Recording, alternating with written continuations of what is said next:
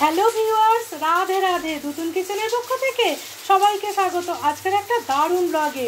জন্মাষ্টমীর স্পেশাল আজকে তাল কেক সম্পূর্ণ নিরামিষ বানিয়েছি, সেটা ঝটপট তোমাদের সাথে শেয়ার করে নেব। জন্মাষ্টমীর এখন অনেক দেরি, কিন্তু আমি একটু আগে থেকেই বানিয়ে তোমাদের সাথে শেয়ার করে নিলাম, তাহলে দোকান থেকে না কিনে নিজের হাতে ভগবানকে বানিয়ে দিও। তাহলে বন্ধুরা আর সময় নষ্ট না করে চলো তাহলে ঝটপট তোমাদের দেখিয়ে দিই। আজকে বাজার থেকে বর্মশাই একটা 3 আটির তাল নিয়ে এসছে। এটা আমি আজকে ঝুড়ি দিয়ে খুব সুন্দর করে চেঁচে নেবো। ঝুড়ি ছাড়া অন্য কিছুতে করতে না আমার খুব অস্বস্তি হয়, আমার সময়ও কম লাগে। তাহলে বন্ধুরা তালটা চেঁচে নিয়ে ফিরে আসছি। জন্মাষ্টমী এখন অনেক দেরি, কিন্তু তার আগে আমি একটা দারুণ রেসিপি গোপুর জন্মদিন স্পেশাল তোমাদের সাথে শেয়ার করছি। প্রথমে তালটা চেঁচে নিয়ে ফিরে আসছি।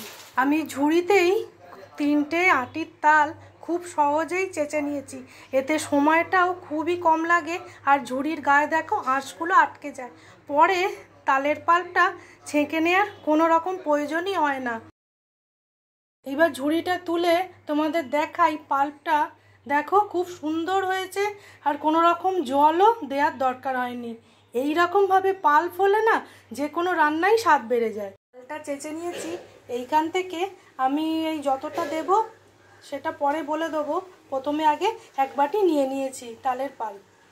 মাপটা ঠিক রাখার জন্য যেই বাটির 1 বাটি আমি আটা ব্যবহার করব, সেই বাটির হাফ বাটিরও কম টক দই নিয়ে নিয়েছি, সেটা সুন্দর করে একটুখানি আমি ফেটিয়ে নেব। এর মধ্যে আমি 1 বাটি পরিমাণে চিনি গুঁড়ো করে নিয়েছি, সেটা দিয়ে দিচ্ছি। খুব সুন্দর করে একটু মিশিয়ে নেব। এইবার এর মধ্যে আমি ঘি দেবো। আজকে যেহেতু ঠাকুরের জন্য বানাচ্ছি, সেই জন্য আমি ঘি দিচ্ছি। তোমরা চাইলে তেলও দিতে পারো বা বাটারও দিতে পারো। আমি 2 চামচ মতো ঘি দিয়ে দিলাম। খুব সুন্দর করে সব উপকরণ একসাথে একটুখানি আমি মিশিয়ে দেবো। ঘিটা গলিয়ে দিলে মোটামুটি 4 চামচ হবে, আমি 2 চামচই দিলাম। আমার আর গলানো হলো না, ভালো করে একটু মিশিয়ে দিয়েছি। এইবার আমি একটা ছাঁকনি বসিয়ে দিলাম। এর মধ্যে 1 বাটি পরিমাণে গম ভাঙানো আটা আমি দিয়ে দেবো।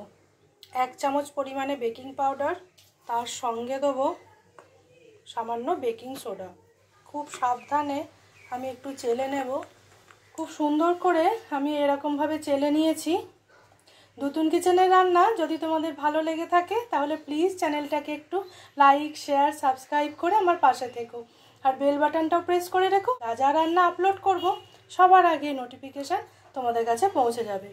চেলে নিয়েছি। এইবার 1 কাপ মতো আমি তালের পাল্পটা দেব। এবার সব একসাথে ভালো করে মিশিয়ে নেব। যারা ফেসবুক পেজ থেকে দেখছো প্লিজ পেজটা একটু ফলো করে নিও। ভালো করে একটু সুন্দর করে মিশিয়ে নেব। আমি হাফ কাপ মতো আরেকটু তালের পাল্প দিয়েছি, সব একসাথে আরেকটু ভালো করে মিশিয়ে নেব। কিছুটা পরিমাণ টুটি ফুটি নিয়েছি, এর মধ্যে একটু ময়দা দিয়ে দেবো।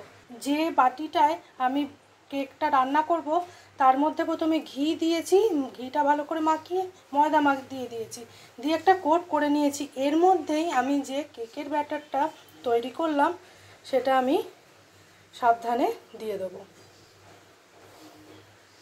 দিয়ে দিলাম। এবার হাত দিয়ে বাকিটা চেঁচে আমি দিয়ে দিয়েছি। এবার একটু ট্যাপ করে নেব। এই সময় আমি ওপর থেকে টুটি ফুটিগুলো একটু ছড়িয়ে দিয়েছি। এই বড় একটা ডেচকিতেই কেকটা রান্না করি, সেই জন্য খুব ভালো করে গরম করতে দিয়েছি। আজকে বালি নুন কিচ্ছু দিইনি। এবার বাটিটা বসিয়ে দেবো। 50 মিনিট পর তোমাদের সাথে দেখা হচ্ছে। এটা কেমন হলো তখনই তোমাদের দেখিয়ে দেবো। পুরো 50 মিনিট পর আমি এবার ঢাকনাটা খুলেছি। এবার তোমাদের আমি একটু পুরো নিচে অবধি দিয়ে দিয়েছি, মানে আর মিনিট 5 হওয়ার পর আমি এটা ঠান্ডা করে নেব। তারপর এটা দেখছো কাঠির গায়ে একটু আছে, তার মানে আরও 5 মিনিট মতো এটা রাখবো। তারপর তোমাদের আমি দেখাচ্ছি ঠান্ডা হওয়ার পর কেমন হয়েছে।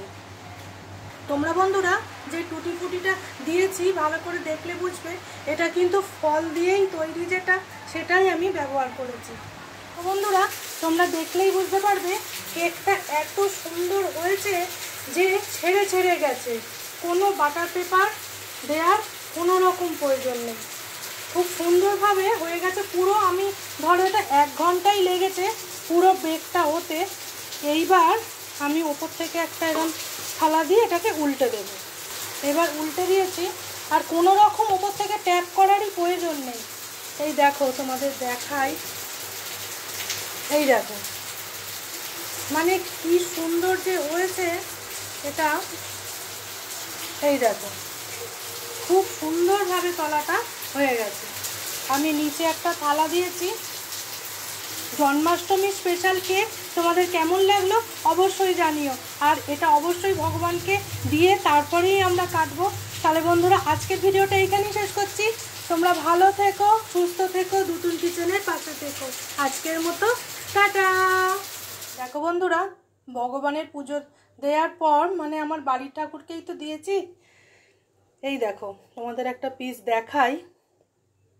এটা পুরোপুরি তোমরা দেখলেই বুঝতে পারবে পুরো ভিতর অবধি হয়েছে আর কতটা সফট হয়েছে। তোমাদের একটু পিস করে কেটেও দেখালাম।